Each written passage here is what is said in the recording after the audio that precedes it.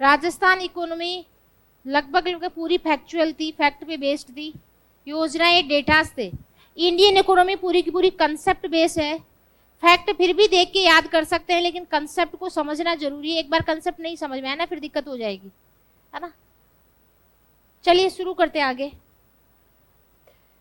सबसे पहले अपन शुरू कर रहे हैं, आप हेडिंग डालिए राष्ट्रीय आय। शुरू करते हैं। सबसे पहला जो आपका सिलेबस का टॉपिक है वो है राष्ट्रीय आय। राष्ट्रीय आय से शुरू करते हैं। वैसे जो टॉपिक्स है उसमें थोड़ा सा टफेस्ट टॉपिक है ये राष्ट्रीय आय, है ना। भारत की इकोनॉमी का सबसे टफ टॉपिक से मैं शुरुआत कर रही हूँ, राष्ट्रीय आय, ठीक है, क्योंकि आपको मजबूत करना है, फिर आगे आपका सारा इंटरेस्टिंग होगा। इस बाकी टॉपिक कंपैरेटिवली आसान है और इसमें 3-4 फॉर्मूले हैं, वो एक बार राजस्थान इकोनॉमी पढ़ ली, इसलिए आपको थोड़ा सा आसान लगेगा ये। तो राष्ट्रीय आय अपन समझेंगे। राष्ट्रीय आय किस तरह से गणना की जाती है, ये आपका चैप्टर नंबर पहला ही मान लीजिए एक तरह से इसका, या टॉपिक नंबर पहला आपका। टॉपिक वाइज चलेंगे, या चैप्टर नहीं है, टॉपिक है आपके सारे। सिलेबस का पहला टॉपिक राष्ट्रीय आय। राष्ट्रीय आय पे चलने से पहले मैं 2-3 बेसिक आपको करवाना चाह रही हूँ, ठीक है।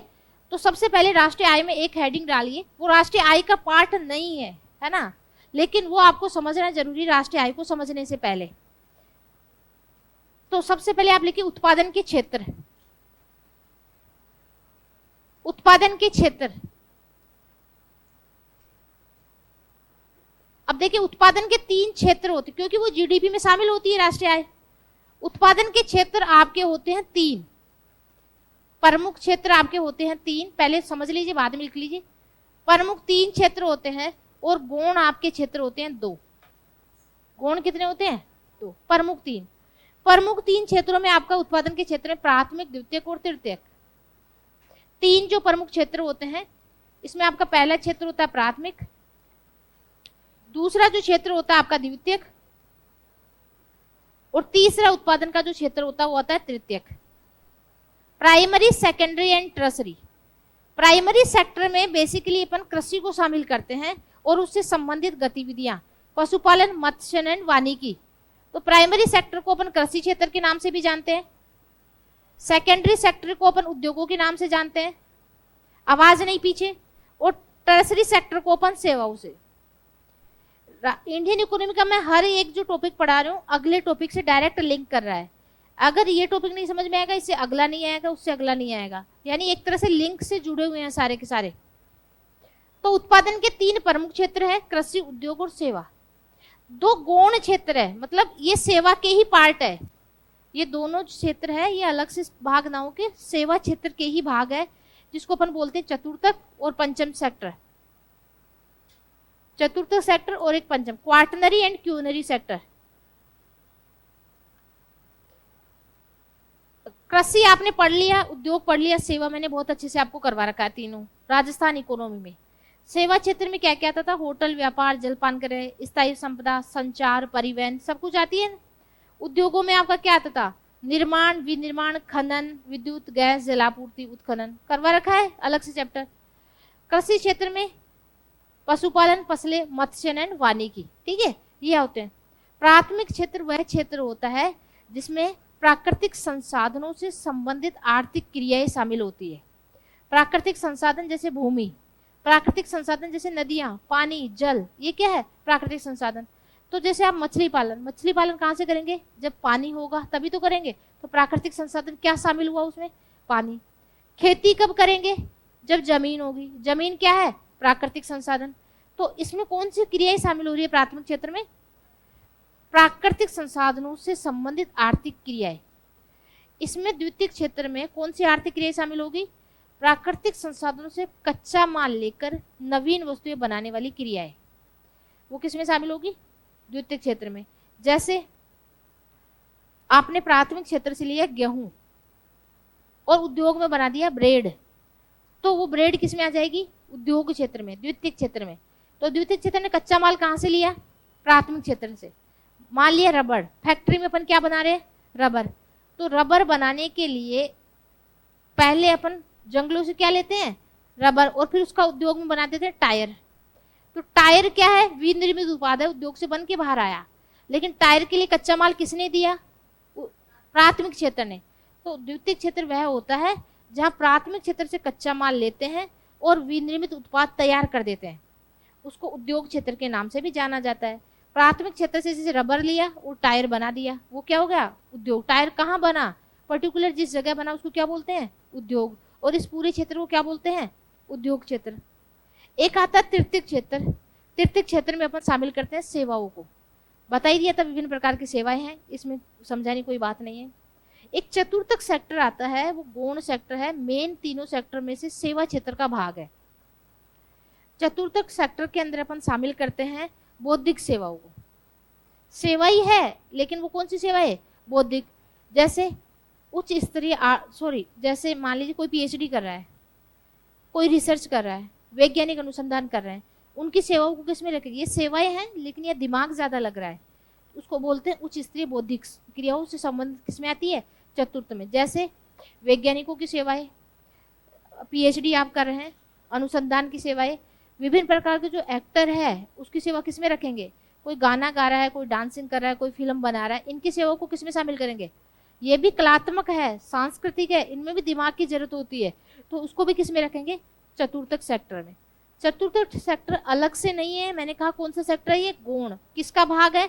सेवा क्षेत्र का ही भाग है। पंचम सेक्टर भी किसका भाग है? सेवा का।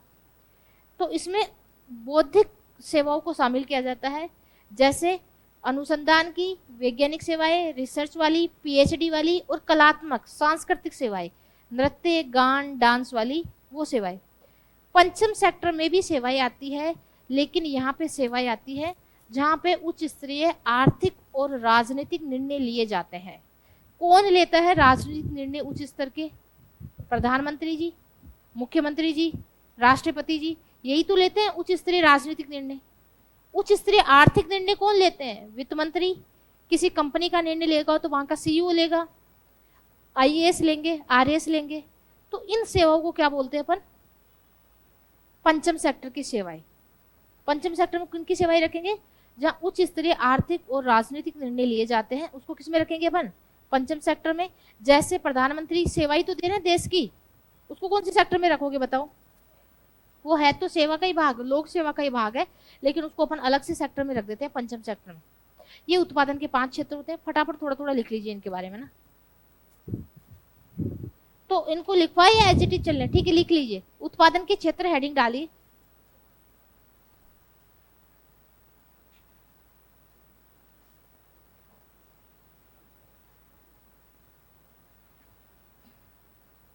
उत्पादन के क्षेत्र है ना, और ये हेडिंग डाल लीजिए, फिर मैं 1 बाय 1 लिखवा दूंगी ना। 3 प्रमुख और 2 गौण।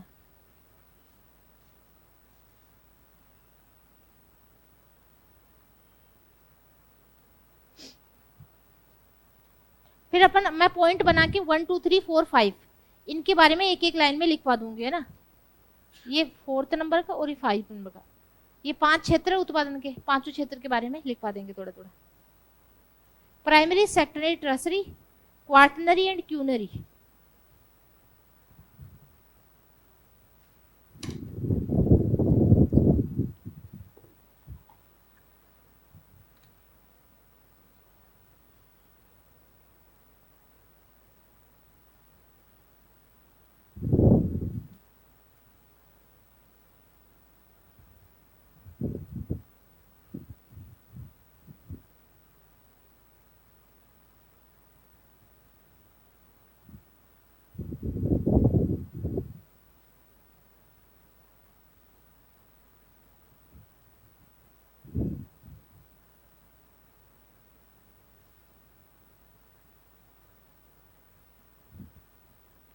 क्योंकि राष्ट्रीय आय में देखिए, मैं ये क्यों लिखवा रही हूँ आपको, उसका रीजन समझिए। राष्ट्रीय आय में आएगा कारक लागत, आप और कहीं देखेंगे तो और किसी के नोट्स में नहीं मिलेगा। ये राष्ट्रीय आय में आता है कारक लागत। कारक लागत पे एनएनपी को कहते हैं राष्ट्रीय आय। तो आपको पता होनी चाहिए कारक लागत क्या होती है। तो जब उत्पादन के क्षेत्र पता होगा, उत्पादन के कारक पता होगा, उनकी लागत को जोड़ेंगे तभी तो अपन जीडीपी कैलकुलेट कर पाएंगे। इसलिए मैंने ब्रीफ में आपको ये करवाया है उत्पादन के क्षेत्र, है ना, क्योंकि अपना हर एक टॉपिक अगले टॉपिक बेटर तरीके से समझ में आए, इसलिए मैं पॉइंट टू पॉइंट अगले टॉपिक पे जाने से पहले बेसिक करवाते हुए चलूंगी साथ में, ना।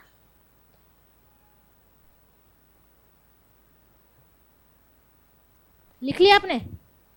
ठीक है, इसमें ना, इसमें डायरेक्टली यही लिख देते हैं ना, ताकि, या फिर एक एक लाइन में लिख ही लीजिए। ठीक है, लिख लीजिए। चलिए, सबसे पहला प्राथमिक क्षेत्र। प्राथमिक क्षेत्र,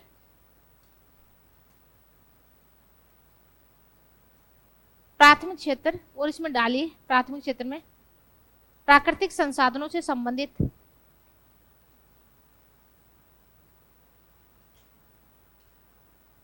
प्राकृतिक संसाधनों से संबंधित, प्राकृतिक संसाधनों से संबंधित आर्थिक क्रियाएं,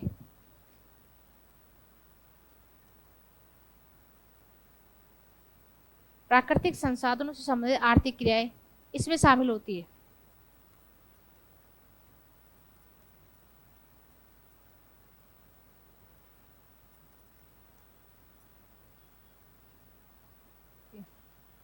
प्राकृतिक संसाधनों से संबंधित आर्थिक क्रिया इसमें शामिल होती है। जैसे उदाहरण दीजिए इसमें, इसे कृषि क्षेत्र के नाम से भी जाना जाता है। इसे कृषि क्षेत्र के नाम से भी जाना जाता है।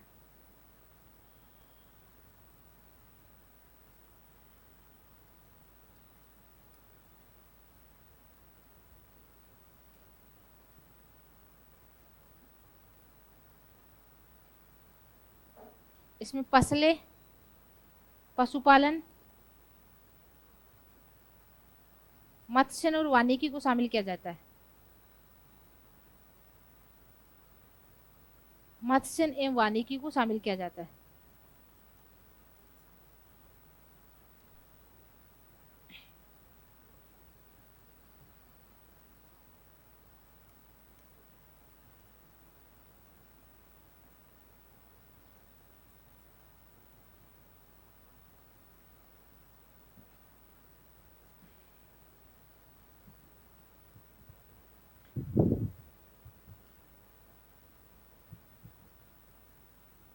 तीन बातें हैं प्राथमिक क्षेत्र की, तीनों पॉइंट मैंने समझा दिया आपको, तीनों लिख लीजिए एक बार। और पहले भी पढ़ चुके हैं आपने, जब कृषि पढ़ी थी अपन ने, है ना, तो नए कुछ भी नहीं है इसमें। प्राकृतिक संसाधन से जमीन, पानी, इनको अपन यूज करेंगे, हवा, इनको यूज करके अपन आर्थिक गतिविधियां करते हैं, उसको बोलते हैं प्राथमिक क्षेत्र।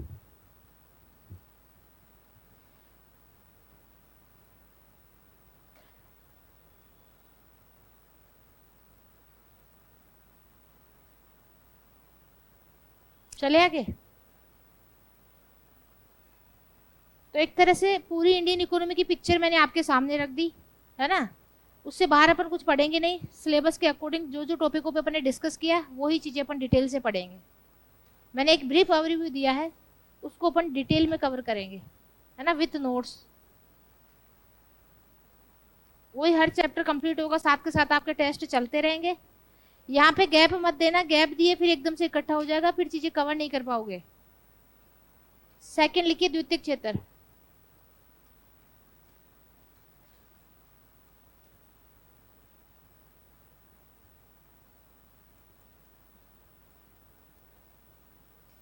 इसमें प्राथमिक क्षेत्र से,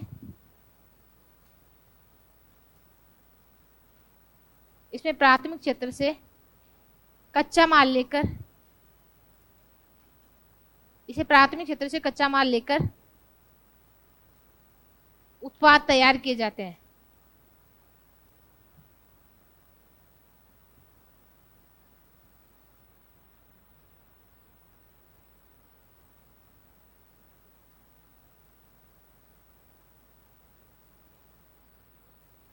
इसे उद्योग क्षेत्र के नाम से भी बोलते हैं,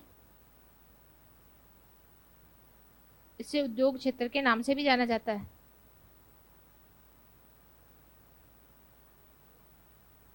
इसे उद्योग क्षेत्र के नाम से भी जाना जाता है।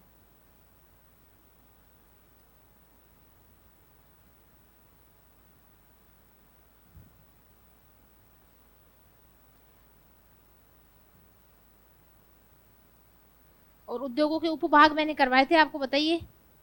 इसमें खनन, उत्खनन, विद्युत निर्माण विनिर्माण,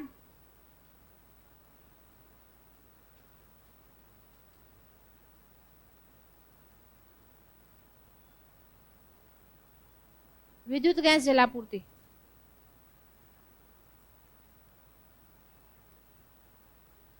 विद्युत गैस जलापूर्ति को शामिल किया जाता है।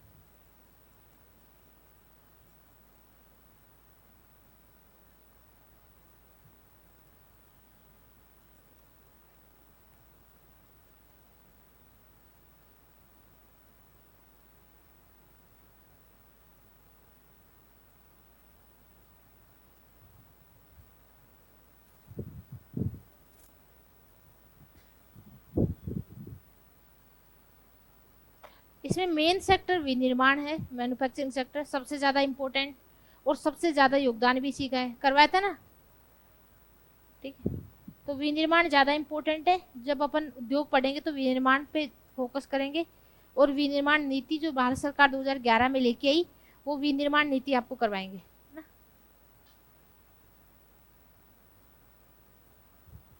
तीसरा लिखित तृतीयक क्षेत्र हो गया नोट।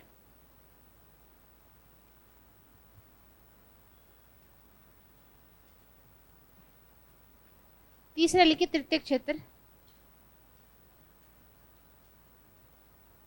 और तृतीयक क्षेत्र को सेवा क्षेत्र भी कहते हैं। तृतीयक क्षेत्र को सेवा क्षेत्र कहते हैं।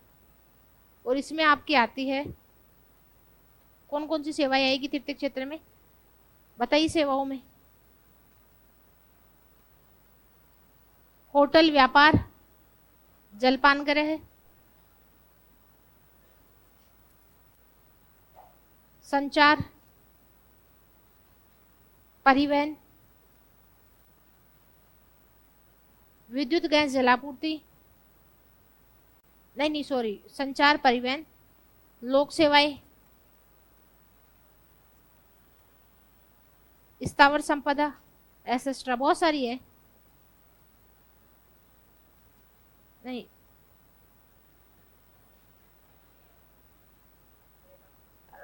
ज्यादा हो गए ना, सेवाओं में सभी आ जाएगी।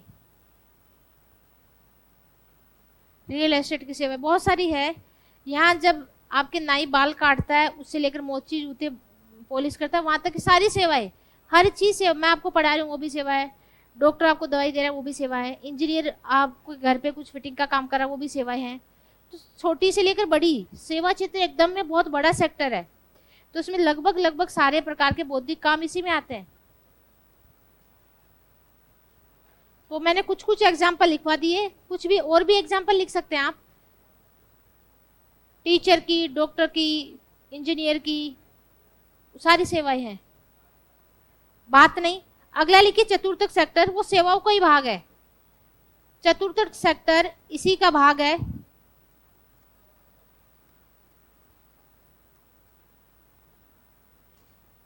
क्वार्टनरी सेक्टर,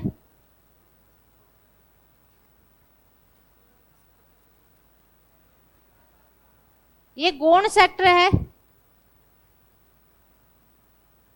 यानी ये सेवा क्षेत्र का ही भाग है एक तरह से, है ना। चतुर्थक सेक्टर में क्या आता है आपका, बौद्धिक सेवाएं, इसमें बौद्धिक सेवाओं को शामिल किया जाता है।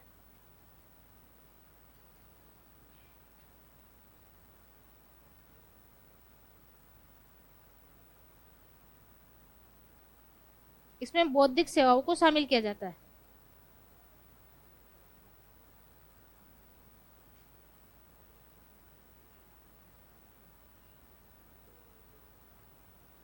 और इसमें एग्जाम्पल ले लीजिए,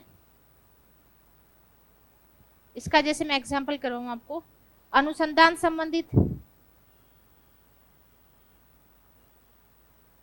कोई पीएचडी कर रहा है, ठीक है,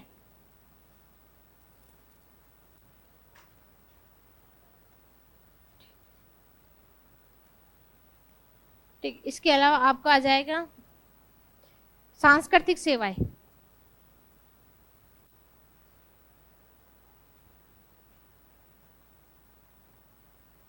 सांस्कृतिक सेवाओं में जैसे आपकी एक्टर की सेवाएं, ठीक है, नृत्य, संगीत, गायन, है ना। ये सेवा इसमें आ गई। और एक पंचम सेक्टर है, वो भी लिख लीजिए साथ में।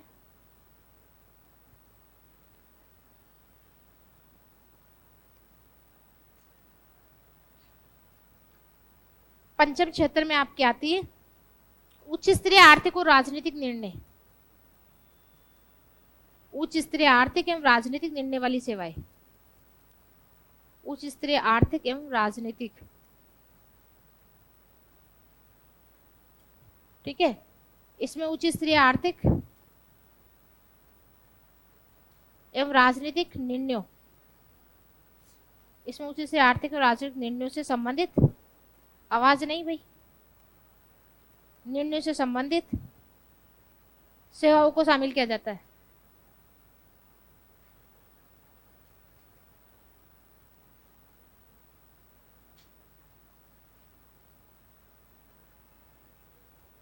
इसमें उच्च स्तरीय आर्थिक एवं राजनीतिक निर्णयों से संबंधित सेवाओं को शामिल किया जाता है, जैसे राष्ट्रपति की सेवा,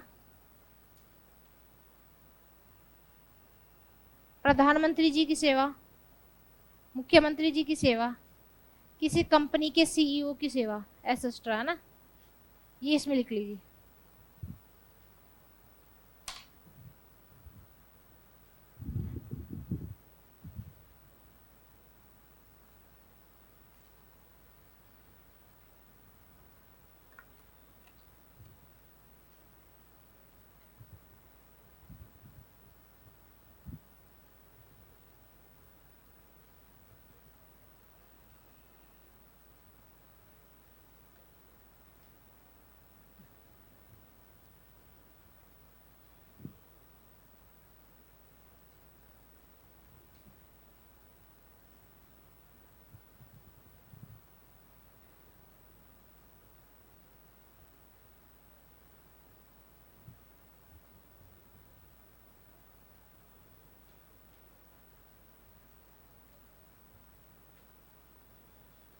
हो गया नोट?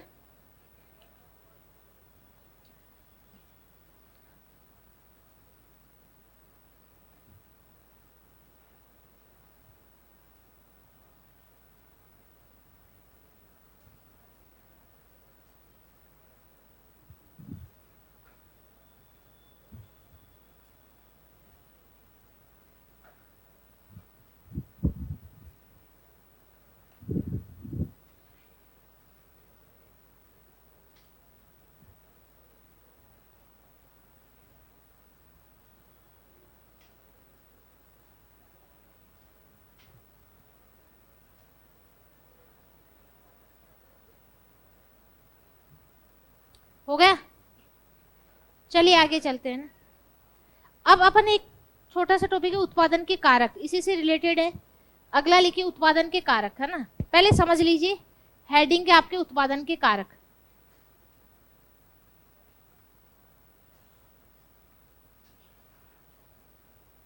उत्पादन के कारक ये क्या होते हैं? अब सुनिए, समझने की चीज है। कलाम एकेडमी के ओनर है, जो भी मालिक है, उनके दिमाग में आया कि मुझे एक इंस्टीट्यूट खोलना है, कलाम एकेडमी के नाम से एक कोचिंग इंस्टीट्यूट डालना है।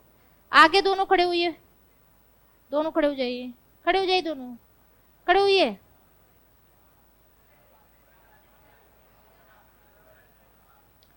तो कलाम एकेडमी के ओनर के माइंड में एक आइडिया आया कि मुझे एक इंस्टीट्यूट खोलना है कलाम एकेडमी के नाम से। उनके माइंड में तो वो क्या हो गए, उद्यमी। या कोई किसी के माइंड में आइडिया है कि उसे फैक्ट्री डालनी है या उसको कोई शोरूम डालना है, XYZ कोई कुछ भी, तो एक उद्यमी के माइंड में आइडिया है कि उसको उद्यम डालना है। तो उत्पादन के को शुरू करने से पहले उत्पादन के कारक क्या क्या होते हैं, सबसे पहले होना चाहिए एक उद्यमी, ठीक है। फिर वो जैसे कलाम एकेडमी के माइंड में आ गया कि मुझे कोचिंग डालनी है, तो अब इनको क्या है, जमीन चाहिए, जमीन या फिर बिल्डिंग चाहिए जहाँ ये रेंट से कोचिंग चला सके। तो दूसरा सबसे पहले उत्पादन के कारकों में होना चाहिए आपके पास एक उद्यमी, जिसके माइंड में दिमाग में आइडिया आए।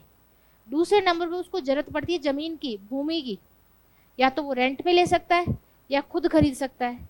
लेकिन इनिशियल में क्या होता है, जब भी कोई बिजनेस शुरू होता है, कोई चीज़ रेंट पे शुरू की जाती है। आमतौर पर अमूमन ऐसा देखा गया है, जिनके पास पैसे होते हैं वो तो ठीक है खरीद लेते हैं, लेकिन इनिशियल क्योंकि हो सकता है बिजनेस नुकसान में चला जाए, तो आप जमीन में एकदम से इतना पैसा है, उसको आपको ब्याज देना पड़ेगा, बैंक से पैसा ले रहे हैं तो है ना, और आपका बिजनेस डूब गया तो आपको नुकसान हो जाएगा। इसलिए पहले क्या किया जाता है, छोटे स्तर पे कोई भी उद्यम शुरू किया जाता है वो रेंट की जमीन पे करते हैं ज़्यादातर। फिर अगर कोचिंग चल गई, फिर उससे पैसा आया, सर्कुलेशन बना, फिर अपने और जमीन खरीद ली, उसमें खुद की बिल्डिंग बना ली, फिर उससे पैसा आया, फिर उससे अगली बिल्डिंग बना ली। इस तरह से फिर सिस्टम चलता रहता है ना। बिजनेस का धंधे में ये होता है, सबसे पहले बैंक से लोन लेके जमीन रेंट पे लेके उद्यम शुरू करते हैं, वो चल पड़ता है तो फिर और आगे बढ़ा देते हैं, नहीं पड़ता तो बंद हो जाता है। तो फिर दूसरी नीड क्या होती है, जमीन की। जमीन ठीक है अपने किराए पे ले ली, फिर उसके बाद चाहिए पैसा, क्योंकि उद्यम को रन करने के लिए डे टू डे आपको पैसा चाहिए। जमीन लेके आप बिल्डिंग खड़ी करेंगे या रेंट पे लेंगे, ये डिजिटल बोर्ड लाना है, कैमरा लाना है, मार्कर लाना है, इन सब चीज़ों के लिए क्या पड़ेगी, पैसे की जरूरत पड़ेगी। टेबलें लानी है, चेयर लानी है, सब कुछ अरेंज करना है, तो उसके लिए फिर पैसा। पैसा आपके पास है तो ठीक है, नहीं तो फिर आपको कहाँ से लेना पड़ेगा, बैंक से। बैंक से ऋण लेना पड़ेगा। और पूंजी के बाद चौथा जो इसमें इंपॉर्टेंट कारक आता है, अब आपको पढ़ाने वाले टीचर चाहिए, श्रम चाहिए, है ना। टीचरों के साथ में आपको अदर वर्कर भी चाहिए, ठीक है, हर तरह के वर्कर चाहिए आपको। तो उनके लिए आपको मैनेजमेंट के वर्कर चाहिए, नीचे के टाइपिंग वाले मैटर चाहिए, डिजिटल कंटेंट बनाने वाले मैटर चाहिए, हर तरह के लेबर चाहिए, ठीक है। तो फिर उनको आपको क्या देनी पड़ेगी, सैलरी। तो उत्पादन के कारकों की बात करें मोटे मोटे, तो उत्पादन के 4 कारक होते हैं जो मुख्यतः माने जाते हैं। पहला कारक इसमें होना चाहिए उद्यमी, जिसके माइंड में दिमाग में आया उद्यम लगाने का। उद्यमी के बाद चाहिए इंपॉर्टेंट कारक होता है भूमि, जमीन होनी चाहिए कोई भी उद्यम शुरू करने से पहले, उत्पादन शुरू करने से पहले। भूमि के बाद में आपको चाहिए पूंजी, और पूंजी के साथ में आपको चाहिए श्रम। ये उत्पादन के मुख्यतः साधन होते हैं। और इन कारकों की लागत, कारक को बोलते हैं फैक्टर, और इनकी कॉस्ट को बोलते हैं लागत, जिसको बोलते हैं कॉस्ट। अब देखिए उद्यमी है, उसकी लागत क्या हो जाएगी। उद्यमी क्यों धंधा करना चाहेगा, उसको तो लाभ चाहिए तभी तो करेगा ना। अल्टीमेटली उद्देश्य क्या होता है किसी बिजनेसमैन का, लाभ कमाना। तो उद्यमी धंधा क्यों करेगा, उसको क्या चाहिए, लाभ। तो उद्यमी को अपन को क्या देना पड़ेगा, लाभ देना पड़ेगा। भूमि है, भूमि की लागत क्या हो जाएगी, किराया। हर महीने भूमि रेंट पे ले रहे तो किराया तो देना ही पड़ेगा ना। तो भूमि की लागत क्या होगी, किराया। एक आपका हो गया पूंजी। पूंजी आप बैंक से लेंगे तो क्या देना पड़ेगा, ब्याज देना पड़ेगा। तो पूंजी पे लागत क्या हो गई, ब्याज हो गया। और श्रमिक को क्या देनी पड़ेगी, श्रम आप जहां से लेंगे उसको मजदूरी देना पड़ेगा ना। तो ये उत्पादन के 4 मुख्यतः साधन माने गए हैं, और इन साधनों की लागत को क्या बोलते हैं, कारक लागत। अगर इनको ऐड कर ले अपन पढ़ेंगे GDP factor cost, NNP factor cost. अब आपको पता होना चाहिए फैक्टर क्या है, कॉस्ट क्या है। तो देखिए फैक्टर क्या है उत्पादन के, ये 4 फैक्टर है, कारक जिसको बोलते हैं हिंदी में उत्पादन के कारक।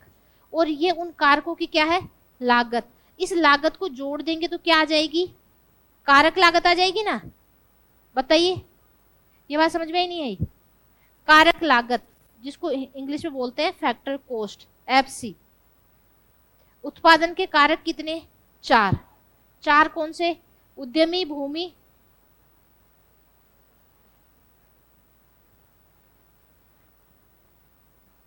उत्पादन के कारक आपके पास 4, उद्यमी, भूमि, पूंजी और श्रम। और उन कारकों की लागत भी क्या है, 4। इस लागत का योग क्या कहलाता है, कारक लागत। समझ में आ गया। यानी एक उद्यम की बेसिकली लागत क्या है, ये उसकी लागत है। उत्पादन के 4 कारक और कारकों की लागत, कारक लागत, और लागत का योग क्या कहलाता है, कारक लागत। ये बात समझ में आ गई। अगर मुख्यतः जब इस उद्यमी ने इसको बनाया होगा, इस मार्कर को, किसी बिजनेसमैन ने ये मार्कर बनाया होगा, तो सबसे पहले उसकी लागत यही लागी होगी ना, जिसमें ये इसका मूल्य शामिल हुआ है, उसमें ये मोटी मोटी इसकी लागतें हैं। छुटपुट मेन जो लागत है वो लगभग ये आ जाती है। तो सबसे इंपॉर्टेंट वर्ड आपका जो निकल के आया इससे, वह कारक लागत। समझ में आया कारक लागत क्या होता है। तो कारक, अगली जो मैं डेफिनेशन लिखवाऊंगी, अभी रुक जाओ, अगली जो डेफिनेशन है वो आपकी कारक लागत। कारक लागत का मतलब फैक्टर कॉस्ट। और कारक लागत क्या होती है, बताइए क्या होती है, उत्पादन के कारकों की लागत का योग।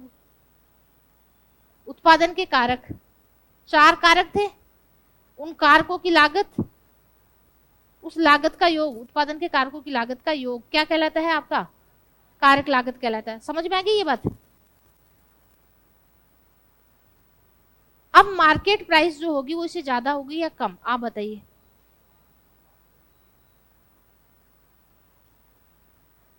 बाजार मूल्य या उपभोक्ता मूल्य है वो कारक लागत से ज्यादा होगा या कम?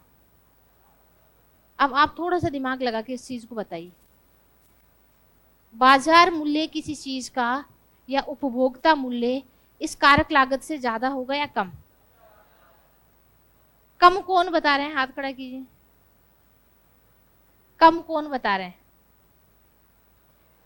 कारक, अब आप समझिए जिन्होंने कम बताया। उपभोक्ता मूल्य ज्यादा होगा, भाई अभी आपको समझाया ना, पहले मैंने वैल्यू चेन, भाई टैक्स भी जुड़ेगा, ट्रांसपोर्टेशन चार्जेस भी जुड़ेगा, है ना। ये तो कारक लागत तो वो है जिसमें उत्पाद बना है। अब कोई आदमी आपको उसी पे क्यों दे देगा जिसपे बनाया है? नहीं देगा ना। उपभोक्ता मूल्य जिसपे अपन खरीद रहे हैं वही तो क्या होती है? बाजार मूल्य होता है। मार्केट प्राइस में तो खरीदते हैं किसी चीज को, MRP। खरीदने से पहले अपन क्या देखते हैं? MRP। और ज्यादातर चीजें लोग अपन को MRP पे देते हैं। MRP का मतलब क्या था? Full form market rate price, बाजार कीमत। तो अगला वर्ड आता है आपका बाजार कीमत। तो बाजार कीमत ज्यादा ही तो होगा ना कारक लागत से। तो अगली एक डेफिनेशन अपन लिखते हैं मार्केट प्राइस, बाजार मूल्य। क्योंकि अपन जैसे जीडीपी निकालेंगे, राष्ट्रीय आय निकालेंगे, तो राष्ट्रीय आय बाजार मूल्य पे भी निकालेंगे, कारक लागत पे भी निकालेंगे। तो वहां बार बार वर्ड काम में आएगा, कारक लागत, बाजार मूल्य। तो जब आपको ये समझ में नहीं आएंगे तो आप वो नहीं समझ पाएंगे ना। तो इसलिए मैंने लिखवाया है, अगला लिखिए बाजार मूल्य। बाजार मूल्य को अपन बोलते हैं उपभोक्ता मूल्य। बाजार मूल्य को अपन बोलते हैं उपभोक्ता मूल्य या मार्केट प्राइस, शॉर्ट में अपन लिख देते हैं इसको MP, मार्केट प्राइस। तो बाजार मूल्य देखिए कैसा होता है, जो फैक्टर कॉस्ट। हाँ जी, अभी उतारने के लिए देंगे, अभी एक बस एक ये कंप्लीट करवा दूं। पार्टी होगी, आज ही होगी, ठीक है। लास्ट के 10 मिनट, लास्ट के 10 मिनट, ठीक है, लास्ट के 10 मिनट। अभी रुकिए, ये डेफिनेशन कंप्लीट करवाने दो, ये करवाने दो, उसके बाद ठीक है बात करते हैं। तो जो मार्केट प्राइस है, देखिए सब्र रखिए थोड़ा सा ना, ठीक है। मार्केट प्राइस है, मार्केट प्राइस, सुनिए प्लीज कीप साइलेंस।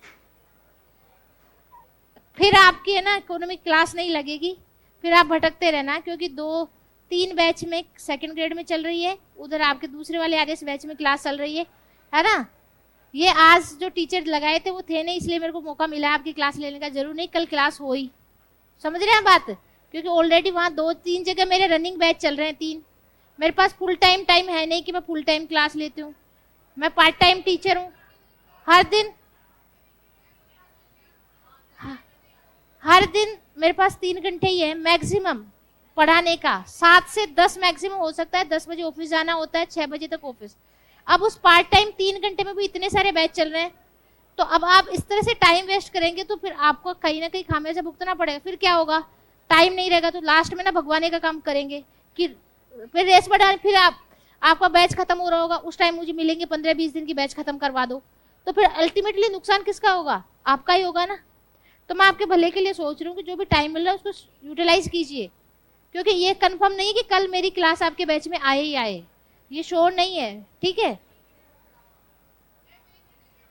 तो देखिए मार्केट प्राइस की छोटी सी डेफिनेशन देख लीजिए। मार्केट प्राइस क्या होता है? मार्केट, अब आपको पता चल गया कि कारक लागत से ज्यादा ही है मार्केट प्राइस। कारक लागत तो लागत है जिसमें वो उत्पाद बना है, तो मार्केट प्राइस उसकी कारक लागत तो होगी होगी। प्लस बताओ इसमें टैक्स जुड़ेंगे या नहीं? टैक्स भी तो जुड़ेगी। तो कारक लागत प्लस इसमें अप्रत्यक्ष कर, अप्रत्यक्ष कर ही जुड़ते हैं इसमें, अप्रत्यक्ष कर। और अगर कोई सरकार सब्सिडी दे देगी तो वो जुड़ेगी या घटेगी? वो लागत में से घटेगी, ठीक है। तो माइनस सब्सिडी। बस ये सिंपल सा फॉर्मूला है कि मार्केट प्राइस कैसे निकलती है। मार्केट प्राइस कारक लागत पे निकलती है। कारक जो लागत थी उसमें क्या जोड़ देते हैं? अप्रत्यक्ष कर, और उसमें से क्या घटा देते हैं? सब्सिडी। एक बार समझ लीजिए उदाहरण, ये मार्कर बना था 10 रुपए का, ठीक है। आपको कितने का मिला? ये 15 रुपए का। ज्यादा मिला ना। जो आप बना था वो इसकी क्या थी, कारक लागत। जिसपे ये बना था वो क्या थी, इसकी कारक लागत। जिसपे आपको मिला है वो क्या है, मार्केट प्राइस। आपको जो मिला है उसमें कारक लागत 10 रुपए भी शामिल है। कारक लागत इसकी क्या थी, 10 रुपए। आपको कितने रुपए में मिला है ये, 15 रुपए में। अब 5 रुपए क्या है, 5 रुपए है, इसमें अप्रत्यक्ष कर भी शामिल है। सुनिए सुनिए, इसमें अप्रत्यक्ष कर है, ट्रांसपोर्टेशन का चार्ज है, अगले आदमी का लाभ है, वो सब कुछ शामिल है। तो साधारण भाषा में उसको क्या बोल दिया, अप्रत्यक्ष कर। अब कई बार उत्पादन करता है ना, अप्रत्यक्ष कर देने का इच्छुक नहीं होता। वो कह रहा है मैंने तो ना उत्पादन किया, फिर आप मेरे से कभी उत्पाद शुल्क ले रहे हैं, कभी जीएसटी ले रहे हैं, ये ले रहे हैं, वो ले रहे हैं। सरकार उसको सांत्वना देने के लिए कहती है कि ठीक है, तेरा उत्पाद शुल्क ज्यादा, तो हम तुझे थोड़ी सी सब्सिडी दे देते हैं, ठीक है।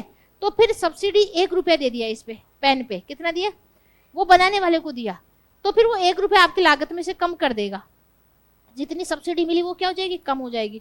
तो बताओ 10 और 16 में से गए तो 15, तो ये 15 आ गए ना मार्केट प्राइस। तो कैसे निकाली मार्केट प्राइस, कारक लागत, क्या जुड़ गया, अप्रत्यक्ष कर, क्या घट गई, सब्सिडी, आ क्या गई, मार्केट प्राइस, ठीक है। तो ये तीन छोटे छोटे कंसेप्ट थे, एक बार आप लिख लीजिए, है ना।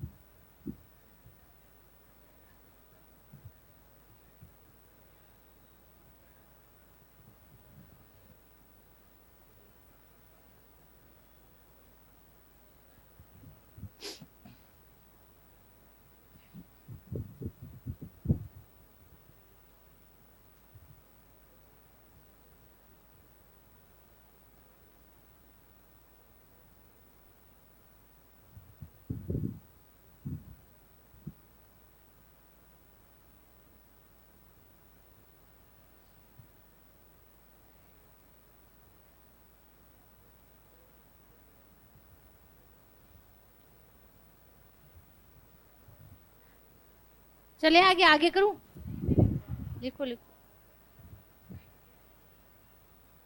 देखो ये कंसेप्ट है, समझते चलना, क्योंकि फिर मैं किसी परिभाषा को रिपीट नहीं करवाऊंगी। फिर आप बाद में जब जीडीपी चले आप पूछेंगे मैम कारक लागत क्या होती है, मार्केट प्राइस क्या होता है ना। तो चीजों को साथ के साथ समझाते चलो, साथ के साथ याद करते चलना आपको। अगली चीज तभी समझ में आएगी जब पहले का कंसेप्ट आपका क्लियर होगा।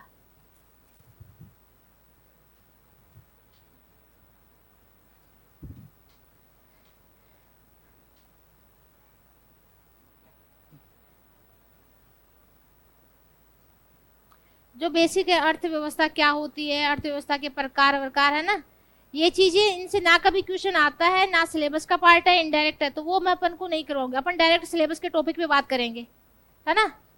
अर्थव्यवस्था क्या होती है बताइए, अर्थ का मतलब धन पैसा, और उसकी व्यवस्था क्या होती है, अर्थव्यवस्था। अब अर्थव्यवस्था में अब देखो, एक पूंजीवादी अर्थव्यवस्था होती है, एक समाजवादी अर्थव्यवस्था होती है ना। एक विकास की दृष्टि के आधार पर विकसित, अल्प विकसित, है ना, अविकसित होती है। जहाँ विकास ज्यादा होता है, उद्योगों का योगदान ज्यादा होता है, सेवाओं का ज्यादा होता है, उसको विकसित अर्थव्यवस्था बोलते हैं, जैसे अमेरिका, यूरोपियन। विकासशील भारत जैसी अर्थव्यवस्था है जहाँ कृषि क्षेत्र ज्यादा होता है। एक होती है अविकसित, जो बहुत सीरिया वाले, सीरिया पाकिस्तान अविकसित में नहीं है, ठीक है। जैसे जो जो जहाँ कोई गृह युद्ध हो गया, आर्थिक स्थिति जहाँ गड़बड़ाई हुई है, जहाँ गरीबी भुखमरी ज्यादा है, वो कैसी हो जाती है, अविकसित। तो विकास के कई पैरामीटर होते हैं, किसी में आय के आधार पे बांट रखा है, कई शिक्षा, स्वास्थ्य, गरीबी, ठीक है, बहुत सारे पैरामीटर्स के आधार पे। कुछ अर्थव्यवस्थाएं होती है जो समाजवादी पैटर्न पे चलती है, कुछ होती है जो पूंजीवादी। भारत एक प्रकार का मिश्रित है, समाजवाद का लक्षण भी है, पूंजीवादी की। समाजवाद में क्या होता है, संसाधनों पे सरकार खुद का स्वामित्व रखती है, जैसा भारत पहले स्टार्टिंग में 1950 के आसपास अपने में समाजवाद का प्रभाव ज्यादा था, आज भारतीय अर्थव्यवस्था में पूंजीवाद का प्रभाव ज्यादा देखने को मिलता है। समाजवाद में उद्योगों पे सरकार कंट्रोल रखती है और संसाधनों पे भी खुद का आधिपत्य रखती है। पूंजीवाद में सरकार प्राइवेट सेक्टर पे छोड़ देती है सब कुछ, वो होती है पूंजीवादी, यानी संसाधनों पर प्राइवेट क्षेत्र का, निजी क्षेत्र का कब्जा, वो होती है। तो ये बेसिक बेसिक अर्थव्यवस्था के हैं, ना कभी क्वेश्चन आएगा ना पूछा जाएगा, बेसिक टर्म्स है अर्थव्यवस्था की। जो अर्थव्यवस्था जब बुक पढ़ते हैं तो सबसे पहले यही शुरू होता है कि अर्थव्यवस्था क्या होता है, कितने टाइप की होती है ना। बट ये अपने सिलेबस का पार्ट नहीं है, अपन तो डायरेक्ट अपने सिलेबस में जहाँ से एग्जाम में क्वेश्चन आना है ना उनके ऊपर वार करते हैं। कभी ये नहीं पूछा जाएगा कि अर्थव्यवस्था की परिभाषा बताओ, कभी आपसे ये नहीं पूछा जाएगा कि अर्थव्यवस्था कितने प्रकार की होती है। आपसे डायरेक्ट टॉपिक से क्वेश्चन पूछा जाएगा, राष्ट्रीय आय, बजट, बैंकिंग, बीमा, वहां से क्वेश्चन पूछा जाएगा। इसलिए मैंने डायरेक्ट आपसे टॉपिक शुरू करवाया है, ठीक है। अगली परिभाषा लिख लीजिए, कारक लागत, फैक्टर कॉस्ट।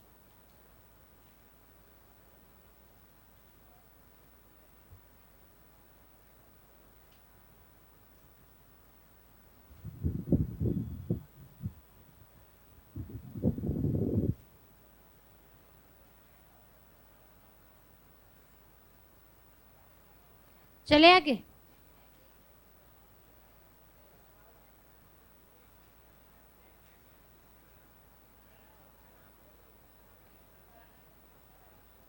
क्या हो, बैक करना है? एक लाइन लिखने में इतना टाइम लेते हो? देखो, आप मेंस वेंस लिखोगे तो वहां तो ना बहुत बड़ा पेपर आता है, फिर स्पीड बहुत फास्ट करनी होगी।